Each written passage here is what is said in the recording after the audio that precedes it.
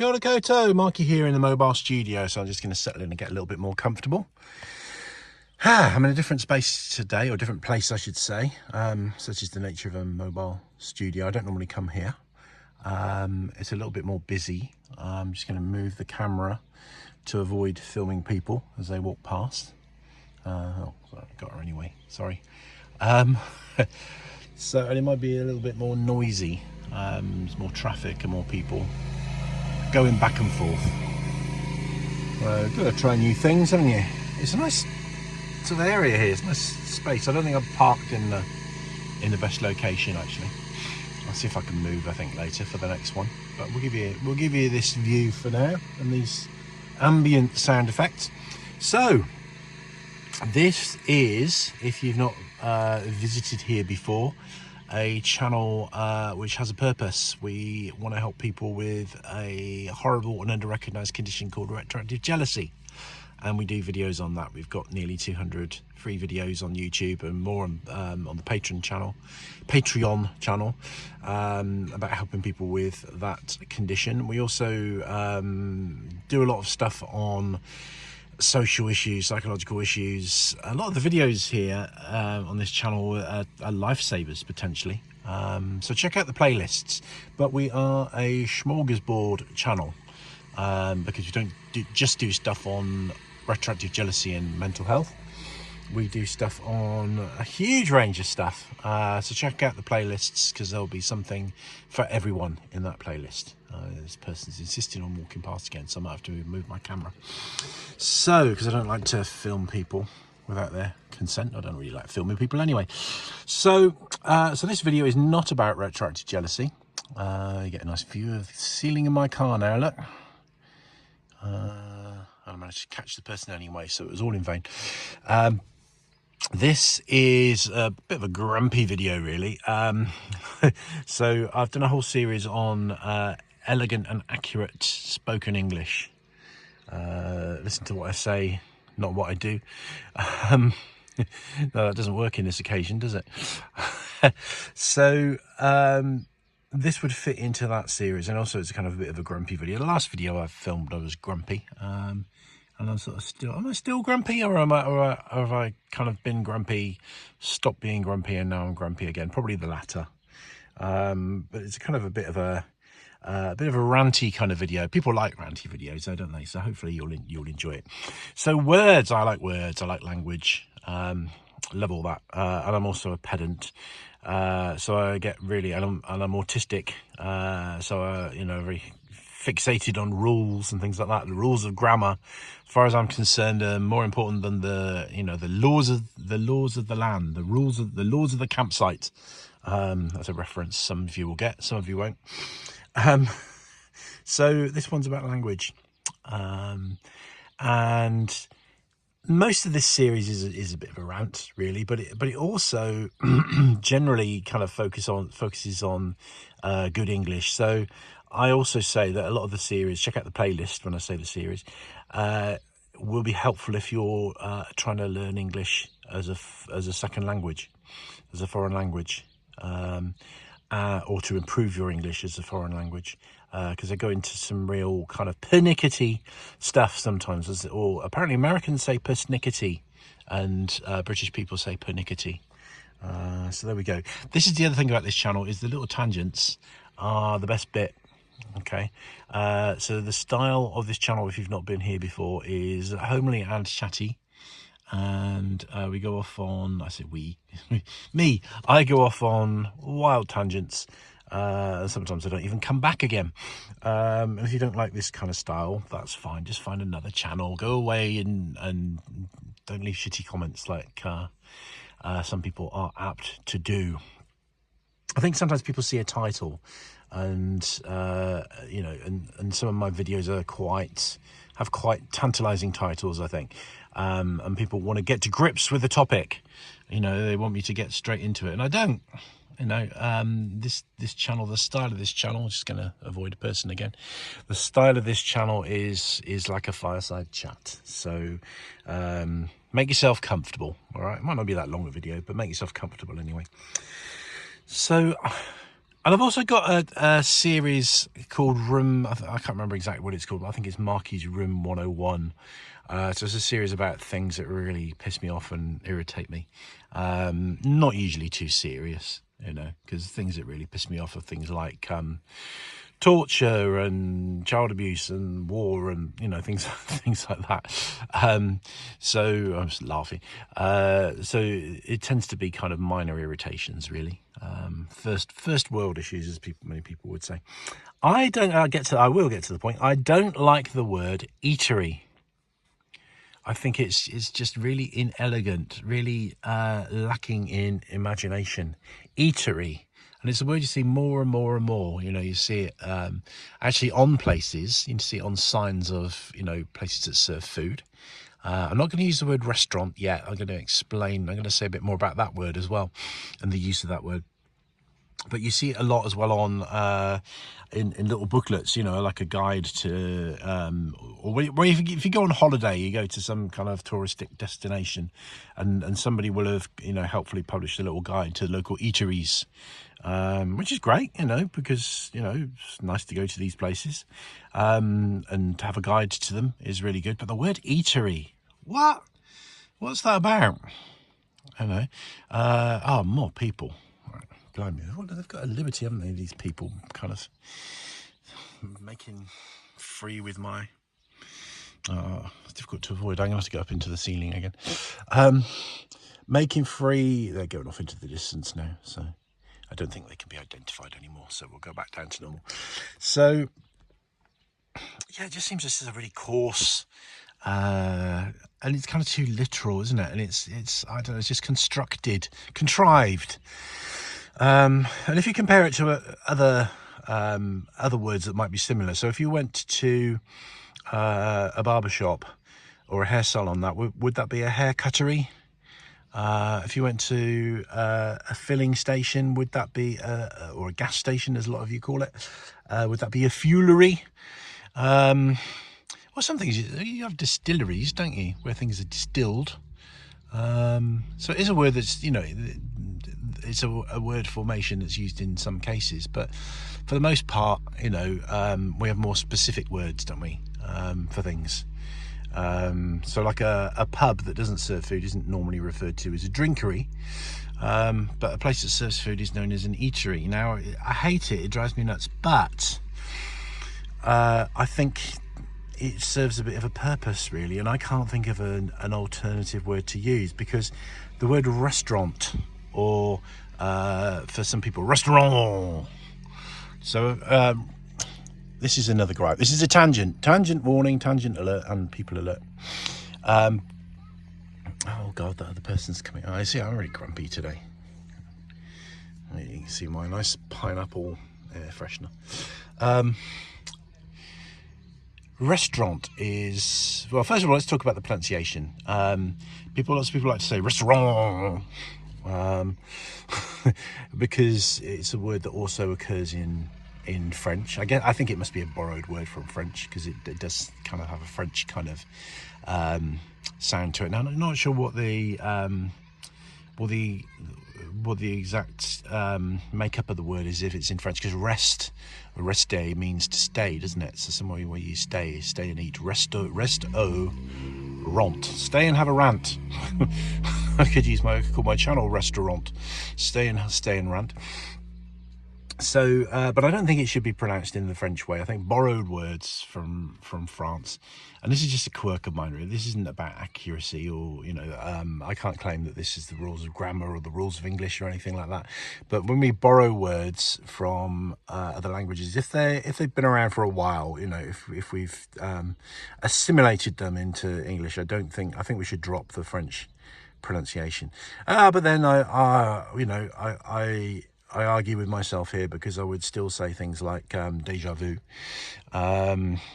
but words like restaurant, I think to say restaurant is pretentious. Also, it sounds stupid, and I don't like the French language anyway. I think the sound of, sorry if I'm going to offend lots of people here, but I do think French is a very poncy sounding language. There, I've said it now. I've offended everybody, I'll probably get thrown off YouTube. I like, you know, I've got nothing against French people. I'm not a great fan of some aspects of French culture, I must admit. But you know, I'm not a hater. But I admit my bias here. I'm not keen on French language or French things. Funny though, I speak French. Or oh, is there somebody else here? I shouldn't really complain, should I? I said I was grumpy, didn't I? I speak French all the time. I learnt, that sounds more fancy than it actually is. I did French at school for about 4 years, something like that.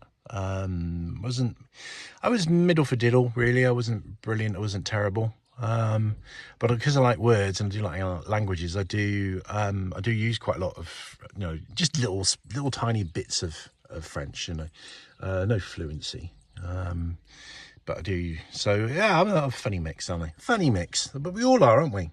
People say, oh, you're a hypocrite because you think this and you do that, or you think this and you think that. But we're all more complex, you know. We're all, you know, we're all like that. We're all nuanced and complex. But things like, what are other examples of this? So like when people say an hotel, so they drop the H, and of course when you're using the indefinite article a or a, you convert that to an when it's before a vowel sound. So you don't say a elephant, you say an elephant. So what people do is they don't say a hotel, which is what I would say. They say an hotel, and I think that just sounds completely poncy and stupid, and I really don't like it. But I probably can't justify that in any way.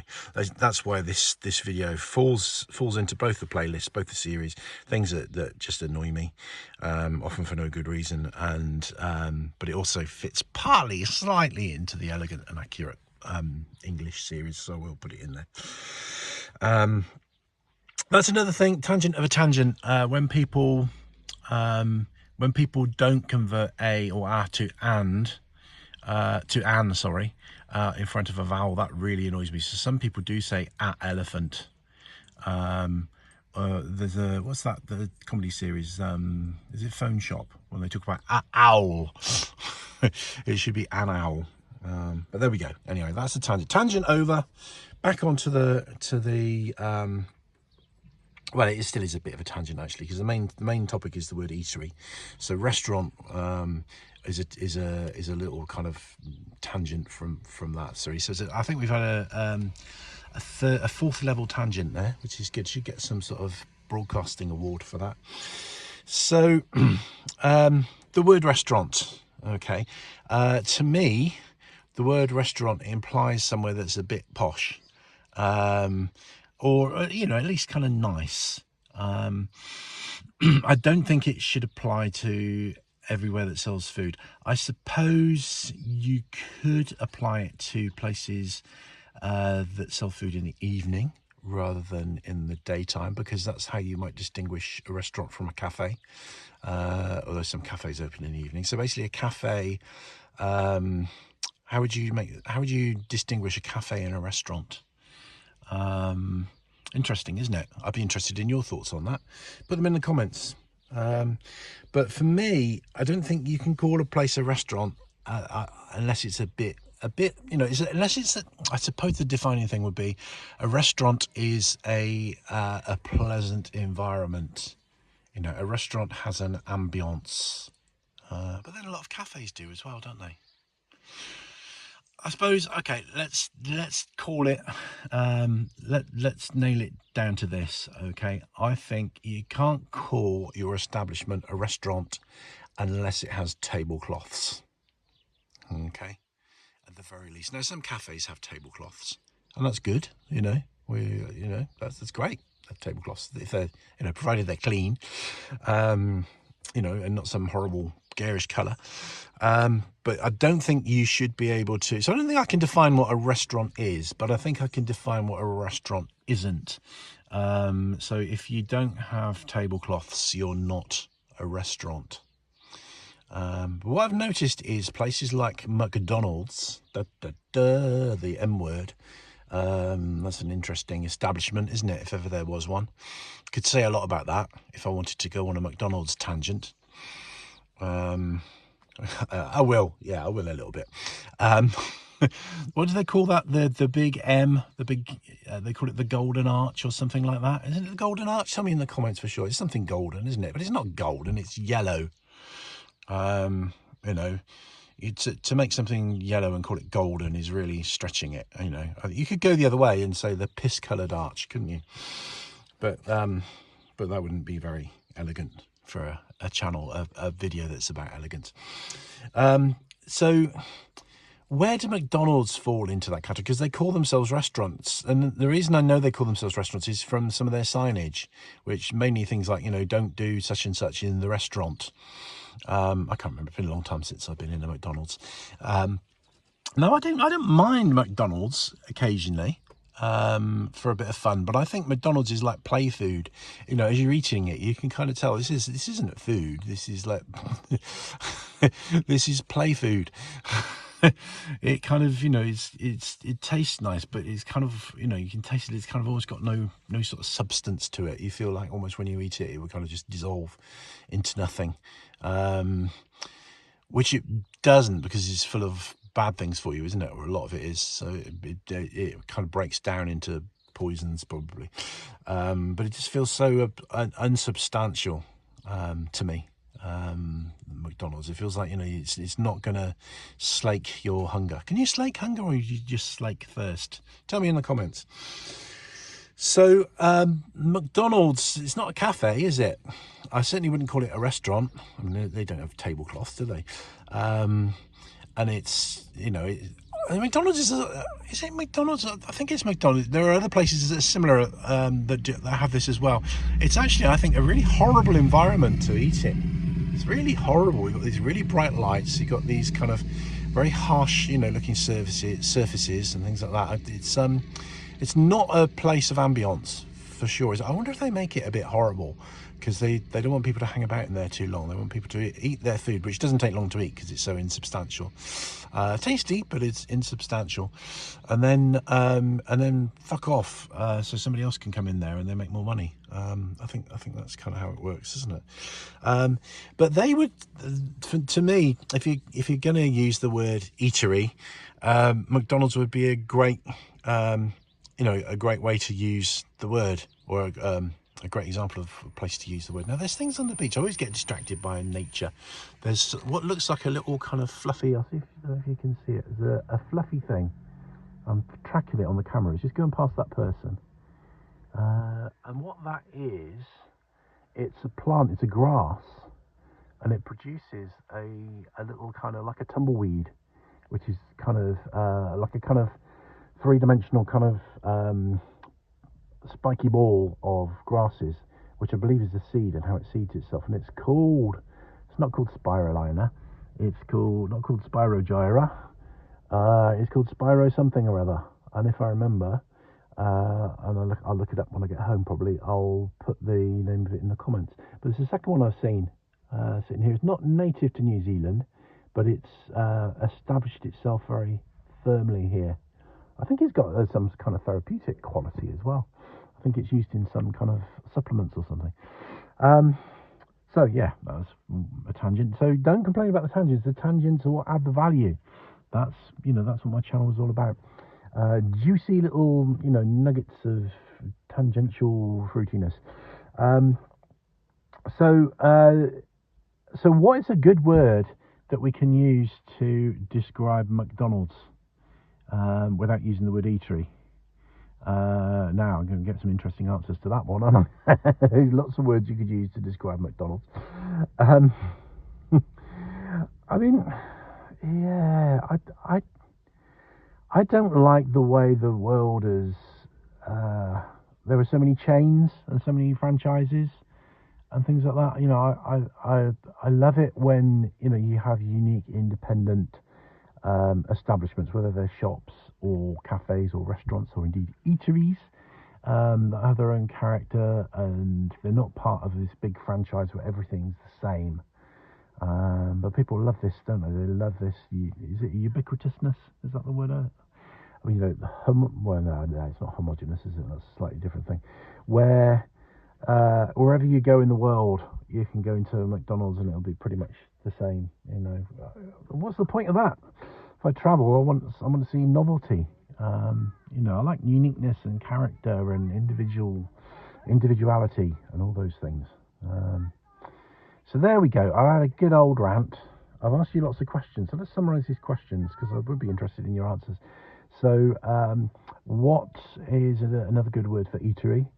How would you define a restaurant? There's another one of those tumbly rumbly things. I'm going to just try and see if I can show you it. Oh, I can't make the screen any bigger. Did you see that?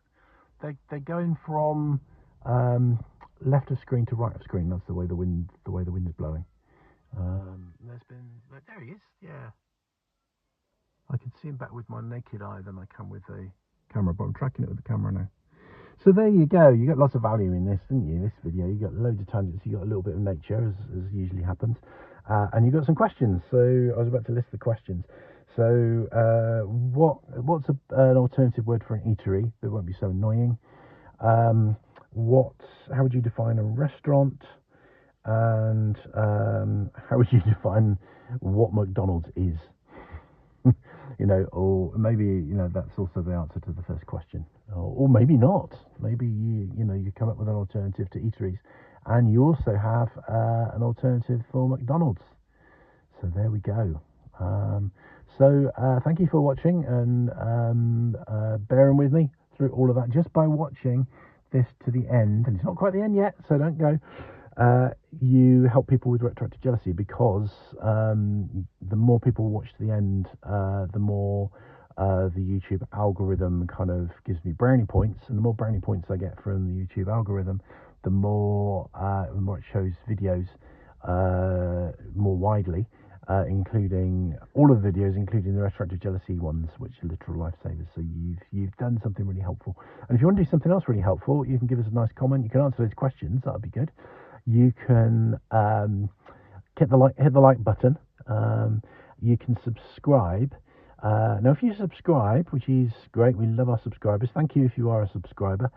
Then also click the little bell icon, because then you get a notification every time I put a video out, and you can think, oh great, Markie's put a video out. I'll go and watch that. And you can also support us by sponsoring us on Patreon. And details for all that will be in the description box. Might not be there immediately, because sometimes it takes me a while to add them. I like to get the videos out so there's plenty of content available, and then sometimes fill in some of these bits a little bit later, including what was I gonna I was gonna put some details of what that little plant is that we saw spinning along. Spinifex, I think it's called.